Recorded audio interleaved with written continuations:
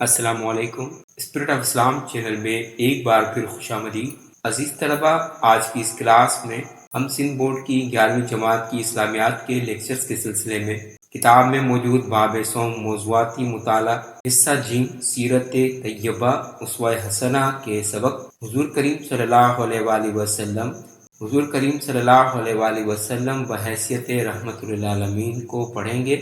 اور اسے آسان الفاظ میں سمجھیں گے۔ عزیز طلبہ، یہ سبق تھوڑا طویل ہے۔ آج کی اس ویڈیو میں ہم اس سبق کے حوالے سے نبی کریم صلی اللہ علیہ وآلہ وسلم کی رحمت للعالمین بچوں اور عورتوں پر کیسی تھی، وہاں تک اس سبق کو پڑھیں گے۔ اس سے مزید آگے کا حصہ آنے والی ویڈیوز میں پڑھیں گے تاکہ ویڈیو زیادہ لمبی نہ ہو جائے۔ اس سے پہلے کہ سبق کا آغاز کریں، اگر آپ نے ہمارا channel spirit of Islam subscribe نہیں کیا تو چینل کو سبسکرائب کر لیجئے، ویڈیو کو شیئر کیجئے اور ساتھ لگے بیل آئیکن کو بھی دبا لیجئے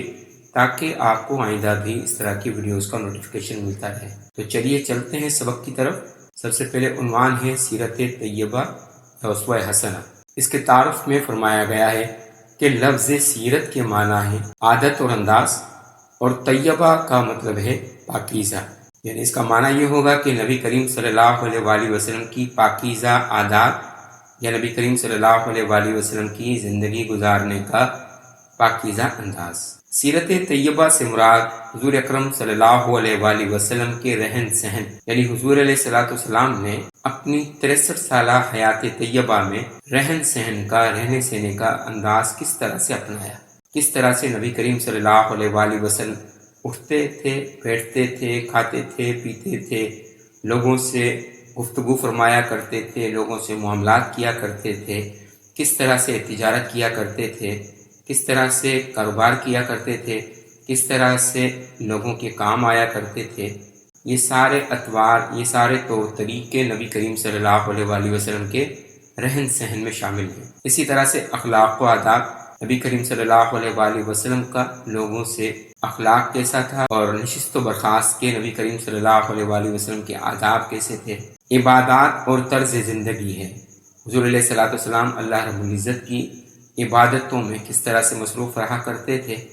اور آقا علیہ السلام کی زندگی گزارنے کا طریقہ کیا تھا، جسے اللہ تعالیٰ نے مومنوں کے لیے اسوہ حسنہ قرار دیا ہے۔ یعنی نبی کریم صلی اللہ علیہ وآلہ وسلم کا انداز زندگی مومنوں کے لیے اللہ رب العزت نے مکمل ضابطہ حیات کے طور پر قرار دیا ہے، اور حضور علیہ السلام کو اللہ پاک نے اپنی کتاب قرآن مجید کا عملی طور پر نمونہ بنا کر بھیجا ہے۔ آگے کہتے ہیں اور اس پر عمل کرنے کی تلقین کی ہے،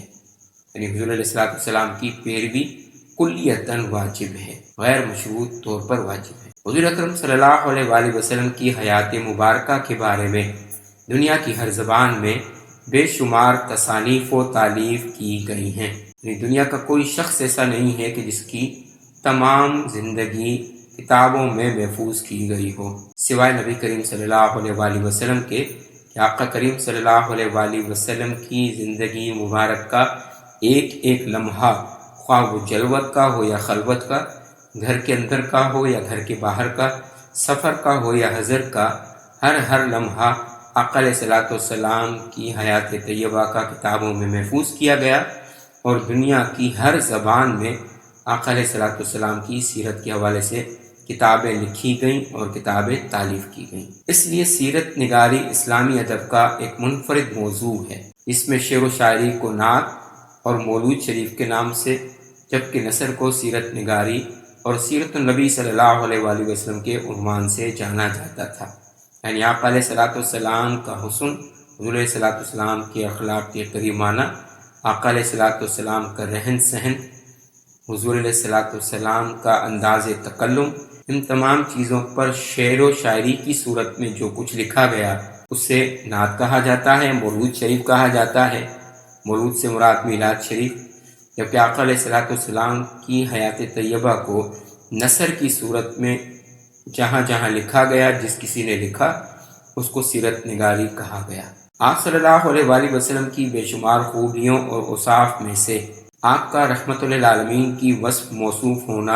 امت کے لیے کسی عظیم نعمت سے کم نہیں۔ یعنی آدم علیہ السلام سے لے کر عیسیٰ علیہ السلام تک تمام انبیاء علیہ السلام کو اللہ رب العزت نے کئی اوصاف عطا فرمائے، لیکن آقا علیہ الصلوۃ والسلام کی سب سے جدا گانا جو وصف ہے، سب سے جدا گانا جو خوبی ہے، وہ یہ کہ نبی کریم صلی اللہ علیہ وآلہ وسلم تمام کائنات کے لیے، تمام جہانوں کے لیے رحمت بنا کر بھیجے گئے۔ سیرت طیبہ کے اس حصے میں حضور کریم صلی اللہ علیہ وآلہ وسلم کی حیات مبارکہ بحیثیت ایک سماجی مصلح، یعنی سماج کی اصلاح فرمانے والے اور معاشرے کے کمزور طبقات کے لیے رحمت کے طور پر ان کے ظہور پذیر ہونے پر روشنی ڈالی گئی ہے۔ یعنی حضور علیہ الصلوۃ والسلام کا معاشرے میں اصلاح کرنے کا معاملہ اور معاشرے کے جو کمزور لوگ، ظلم میں پھنسے ہوئے لوگ، غرباء و مساکین لوگ، ان کے لیے آقا کریم علیہ الصلوۃ والسلام جس طرح سے رحمت تھے، اس کے بارے میں اس سبق میں بیان کیا گیا ہے۔ اس کا مقصد یہ ہے کہ ہمارے نوجوان طلباء اور طالبات آپ صلی اللہ علیہ وآلہ وسلم کی سیرت طیبہ سے سبق حاصل کریں اور بہترین زندگی کا عملی مظاہرہ کریں۔ یعنی کائنات انسانی میں کوئی ایسی ہستی نہیں، کوئی ایسی شخصیت نہیں جن کی ہر لحاظ سے پیروی کی جا سکے۔ صرف نبی کریم صلی اللہ علیہ وآلہ وسلم کی ہی وہ ذات مبارکہ ہے کہ ہر شخص کے لیے نبی کریم صلی اللہ علیہ وآلہ وسلم کی سیرت مبارکہ قابل اطاعت ہے۔ یہاں حضور اکرم صلی اللہ علیہ وآلہ وسلم بحیثیت رحمت للعالمین اور حضور اکرم صلی اللہ علیہ وآلہ وسلم بحیثیت معلم و مربی، یعنی بحیثیت استاد، معلم کے معنی ہے استاد، اور مربی تربیت کرنے والے، منتظم یعنی انتظام سنبھالنے والے، سپہ سالار یعنی فوج کے کمانڈر کے طور پر، اور منصف کے اسباق شامل کیے گئے ہیں، یعنی انصاف کرنے والے کے طور پہ نبی کریم صلی اللہ علیہ وآلہ وسلم کی سیرت کے یہ پہلو اس سبق میں بیان کیے گئے ہیں۔ اس کے بعد ہے حضور کریم صلی اللہ علیہ وآلہ وسلم رحمت للعالمین، جس میں بچوں پر، عورتوں پر، غلاموں، یتیموں، مسکینوں، ضعیفوں اور عام انسانوں اور حیوانوں کے لیے رحمت ہے۔ حضور کریم صلی اللہ علیہ وآلہ وسلم بحیثیت رحمت للعالمین۔ لفظ رحمت کے لغوی معنی رحم، شفقت اور مہر کے ہیں۔ اسی وجہ سے ماں کے پیٹ کو رحم مادر کہا جاتا ہے، یعنی ماں کا رحم۔ اس کا سبب یہ ہے کہ ماں اپنے بچے سے بہت زیادہ شفقت، بہت زیادہ محبت، بہت زیادہ مہربانی کرنے والی ہوتی ہے، اور جب بچہ اپنی ماں کے پیٹ میں ہوتا ہے تو ماں اپنے بچے کے پیدا ہونے سے پہلے ہی اس کے لیے شفقت اور مہربانی اور محبت رکھتی ہے، اور اسی لفظ رحم سے پھر رحمت نکلا ہے، اور اسی لفظ رحم سے رحمان نکلا ہے۔ یعنی اللہ رب العزت اپنے بندے سے اور نبی کریم صلی اللہ علیہ وآلہ وسلم اپنے امتیوں سے بہت زیادہ محبت رکھنے والے، شفقت رکھنے والے اور مہربانی کرنے والے ہیں۔ اسی وجہ سے اللہ رب العزت کو رحمان کہا گیا، اور اسی لفظ نبی کریم صلی اللہ علیہ وآلہ وسلم کو رحمت للعالمین کہا گیا ہے، اور اسی محبت کا حصہ پھر ماں کو نصیب ہوا ہے، اس لیے ماں کے پیٹ کو رحم مادر کہا جاتا ہے۔ اس کے بعد دوسرا لفظ ہے العالمین۔ عالم کی جمع ہے جس کے معنی تمام جہان۔ مفسرین کرام فرماتے ہیں کہ اس کائنات میں تمام جہانوں کی تعداد 18,000 ہے، تو العالمین سے مراد وہ تمام 18,000 جہان ہیں جہاں کے لیے اللہ رب العزت رب العالمین ہے، اور ان تمام 18,000 جہانوں کے لیے نبی کریم صلی اللہ علیہ وآلہ وسلم رحمت للعالمین ہے۔ یعنی جہاں جہاں اللہ رب العزت کی ربوبیت ہے، وہاں وہاں نبی کریم صلی اللہ علیہ وآلہ وسلم کی رحمت ہے، اور ان 18,000 جہانوں میں عالم دنیا ہے، عالم اجسام ہے، عالم ارواح ہے، عالم برزخ ہے۔ تو اس طرح سے 18,000 جہان ہیں جن کے بارے میں اللہ رب العزت بہتر جانتا ہے۔ ان تمام جہانوں کے لیے اللہ رب العزت رب ہے، اور تمام جہانوں کے لیے نبی کریم صلی اللہ علیہ وآلہ وسلم رحمت ہیں۔ تو رحمت للعالمین کا مطلب ہے کہ حضور اکرم صلی اللہ علیہ وآلہ وسلم تمام جہانوں کے لیے رحمت ہیں۔ آپ صلی اللہ علیہ وآلہ وسلم نے اپنی طرف سے دنیا کی کسی مخلوق کو تکلیف نہ پہنچائی۔ یعنی نہ صرف یہ کہ نبی کریم صلی اللہ علیہ وآلہ وسلم اپنی امت کے لیے مہربان ہیں، بلکہ تمام کے تمام جہانوں میں رہنے والی، بسنے والی مخلوق کے لیے بھی نبی کریم صلی اللہ علیہ وآلہ وسلم چونکہ رحمت للعالمین ہیں، اس لیے حضور نے نہ کسی امتی کو کوئی تکلیف پہنچائی، نہ کسی غیر مسلم کو، اور نہ ہی کسی مخلوق کو، خواہ ان میں جنات ہوں، انسان ہوں، چرند پرند ہوں، بلکہ ان کے جان و مال کی پاسداری فرمائی تاکہ کسی کو بھی ان کے ساتھ زیادتی کرنے کا موقع نہ ملے۔ مخلوقات میں سب سے زیادہ رحم کرنے والے آخری نبی سیدنا حضور اکرم صلی اللہ علیہ وآلہ وسلم ہیں، جن کے لیے قرآن مجید فرماتا ہے وما ارسلناک الا رحمۃ للعالمین۔ یہ سورۃ الانبیاء کی آیت نمبر 107 ہے، جس کا ترجمہ ہے کہ ہم نے آپ کو تمام جہانوں کے لیے رحمت بنا کر بھیجا ہے۔ یعنی اللہ رب العزت کے بعد ساری کی ساری مخلوقات میں سب سے بڑھ کر مخلوقات پر رحم کرنے والے ہمارے نبی اس لیے ہیں کہ ماں بھی اپنے بچے کے پیدا ہونے سے پہلے اور پیدا ہونے کے بعد اپنے بچے کے لیے رحم دل ہوتی ہے، لیکن نبی کریم صلی اللہ علیہ وآلہ وسلم ایسے رحمت للعالمین ہیں کہ جب قبر میں ماں باپ، عزیز و رشتہ دار، بہن بھائی، قریبی دوست احباب، یہاں تک کہ جان سے زیادہ محبت کا دعویٰ کرنے والے بھی جس قبر میں تنہا چھوڑ کر بندے کو چلے جاتے ہیں، نبی کریم صلی اللہ علیہ وآلہ وسلم اس قبر سے لے کر بروز قیامت تک، بروز حشر بھی حضور کی رحمت کام آنے والی ہے۔ حضور کریم صلی اللہ علیہ وآلہ وسلم نہ صرف اپنے اور قریبی لوگوں کے لیے رحمت تھے، بلکہ آپ کی رحمت سے اپنے پرائے سب بہرور ہوتے تھے۔ یعنی جس طرح سے میں نے آپ کو بتایا کہ حضور نہ صرف اپنے صحابہ، اپنے امتیوں، اپنے غلاموں، اپنا کلمہ پڑھنے والوں کے لیے رحمت تھے، بلکہ نبی کریم صلی اللہ علیہ وآلہ وسلم جان کے پیاسے دشمنوں کے لیے بھی رحمت تھے۔ اس کے حوالے سے آگے تفصیلات آئے گی۔ حضور کریم صلی اللہ علیہ وآلہ وسلم کی رحمت عام تو تھی ہی، لیکن بچے، عورتیں، غلام، یتیم، غریب، بوڑھے، عام لوگ اور جانور وغیرہ پر آپ صلی اللہ علیہ وآلہ وسلم کی رحمت بہت زیادہ تھی۔ اس حوالے سے سب سے پہلے پڑھ لیتے ہیں کہ نبی کریم صلی اللہ علیہ وآلہ وسلم بچوں کے لیے کس طرح سے رحمت اور شفقت رکھنے والے تھے۔ تو پہلے نمبر پر ہے بچوں پر شفقت اور رحمت۔ حضور اکرم صلی اللہ علیہ وآلہ وسلم بچوں سے بے پناہ شفقت، پیار اور محبت فرماتے تھے اور اپنی گود میں بٹھا کر کھلایا کرتے تھے۔ آپ صلی اللہ علیہ وآلہ وسلم کے نواسے حضرت امام حسن اور حضرت امام حسین رضی اللہ عنہما دوران نماز آپ صلی اللہ علیہ وآلہ وسلم کی پیٹھ مبارک پر سوار ہو جاتے، لیکن آپ صلی اللہ علیہ وآلہ وسلم نے کبھی بھی انہیں نہیں روکا اور انہیں اپنے مبارک کندھوں پر اٹھائے پھرتے تھے۔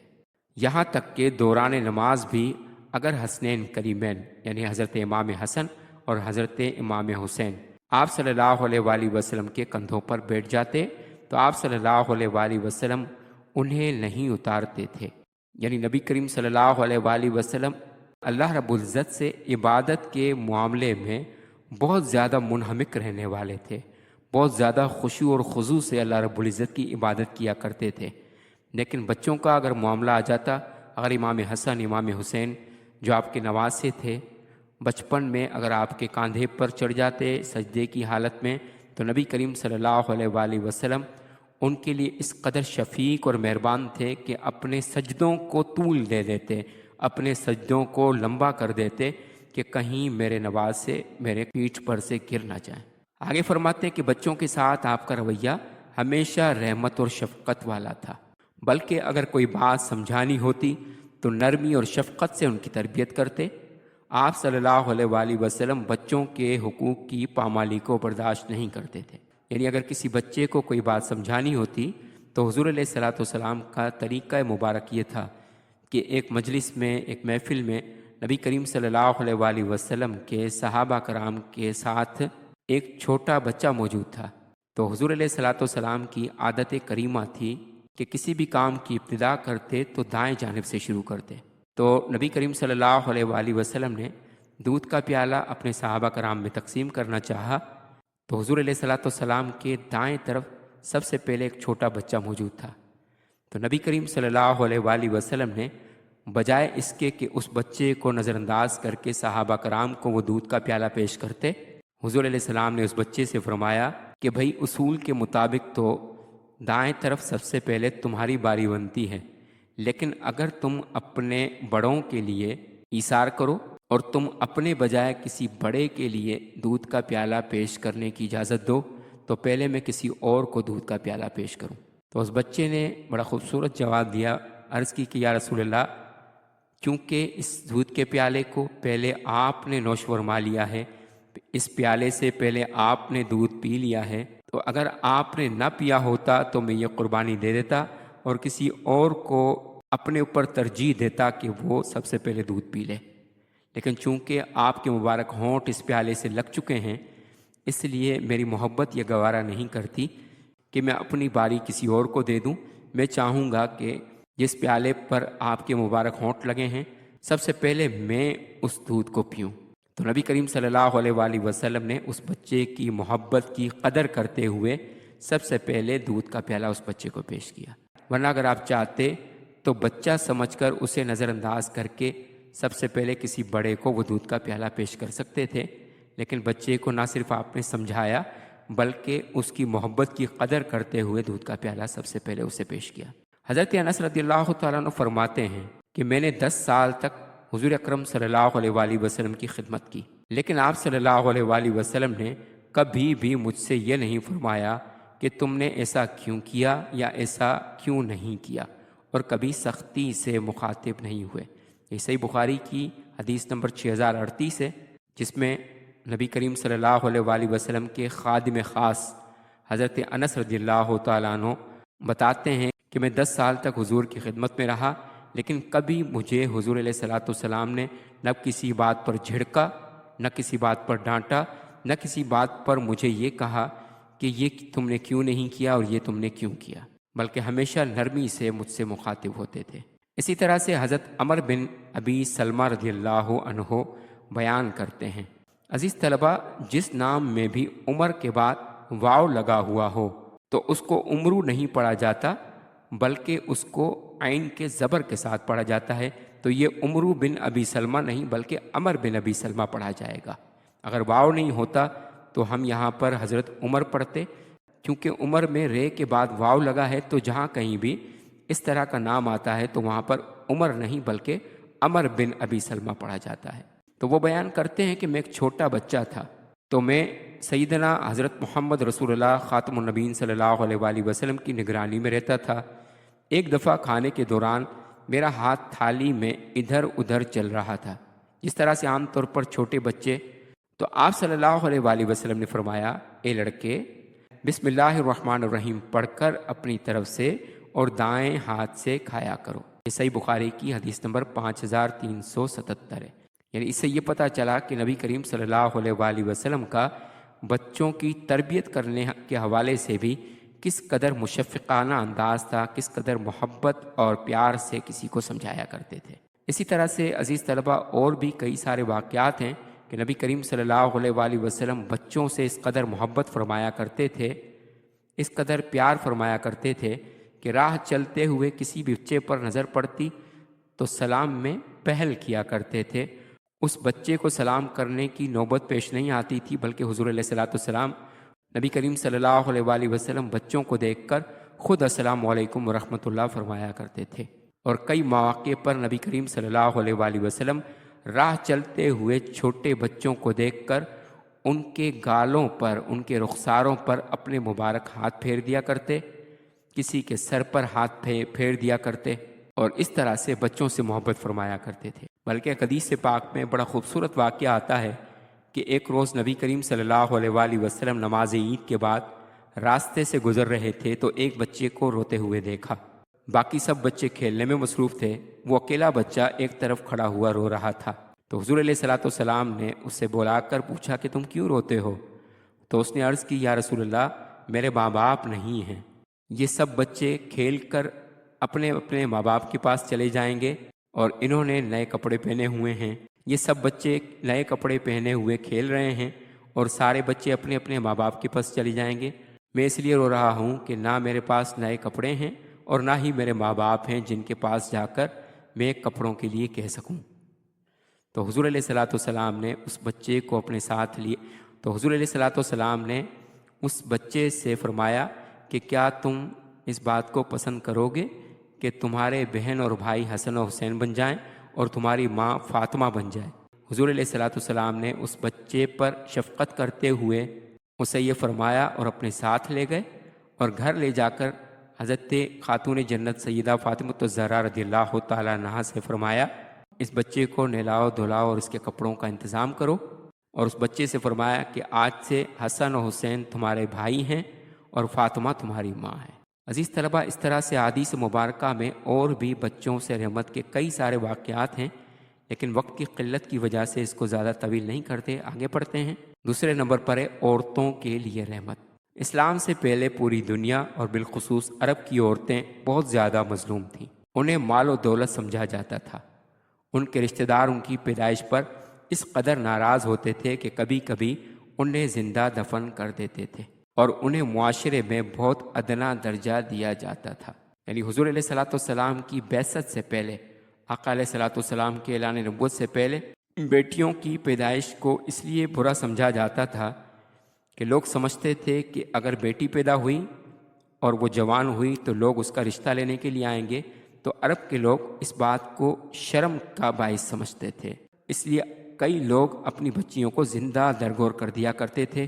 زندہ دفنا دیا کرتے تھے۔ اسی طرح سے عورت کو پاؤں کی جوتی سمجھا جاتا تھا۔ حضور کریم صلی اللہ علیہ وآلہ وسلم جب اسلام کا پیغام لائے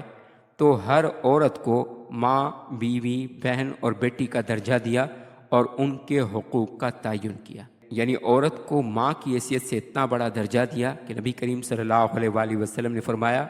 ان الجنت تحت اقدام امہاتکم، لوگوں سے فرمایا کہ تمہاری جنت تمہارے ماؤں کے قدموں تلے ہے۔ یعنی جو اپنی ماں کی خدمت کرے گا اللہ رب العزت اسے جنت نصیب کرے گا۔ اس لیے نبی کریم صلی اللہ علیہ وآلہ وسلم نے فرمایا خیرکم خیرکم لأہلہ، کہ تم میں سے سب سے بہتر وہ ہے جو اپنی بیوی کے ساتھ، اپنے اہل و عیال کے ساتھ بہتر ہے، اور ساتھ ہی فرمایا انا خیرکم لأہلی، تم سب میں سب سے زیادہ میں اپنی بیوی کے ساتھ بہتر ہوں۔ بلکہ نبی کریم صلی اللہ علیہ وآلہ وسلم اپنی ازواج مطہرات کے ساتھ ان کے کاموں میں ہاتھ بٹایا کرتے تھے، ان کے ساتھ محبت اور شفقت کا رویہ رکھتے تھے۔ اسی طرح سے بہن کے حوالے سے نبی کریم صلی اللہ علیہ وآلہ وسلم نے ایسی اعلیٰ مثال قائم کی کہ ایک موقع پر نبی کریم صلی اللہ علیہ وآلہ وسلم کی رضائی بہن،